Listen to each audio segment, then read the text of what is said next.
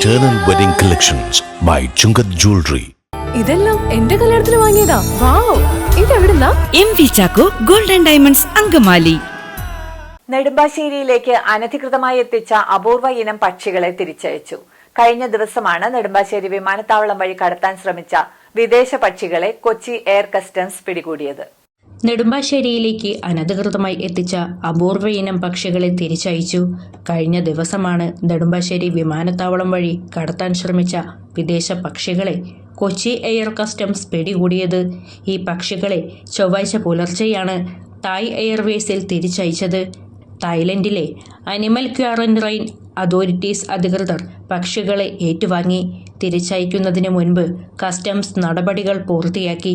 ഈ സമയത്ത് വനം വകുപ്പിലെ വിദഗ്ധർ നിർദ്ദേശിച്ചതുപോലെ പക്ഷികളുടെ അടുത്തെ ആവാസ വ്യവസ്ഥകൾക്കനുസൃതമായി ആഹാരവും കാര്യങ്ങളും കസ്റ്റംസ് ഉദ്യോഗസ്ഥർ നൽകി അവയെ പരിപാലിച്ചു.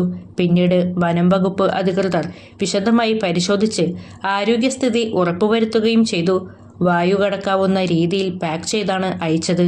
ഇവയെ കടത്താൻ ശ്രമിച്ച തിരുവനന്തപുരം സ്വദേശികളായ ബിന്ദുമോൾ, ശരത് എന്നിവരെ കോടതിയിൽ ഹാജരാക്കി ഈ മാസം 17 വരെ റിമാൻഡ് ചെയ്തു.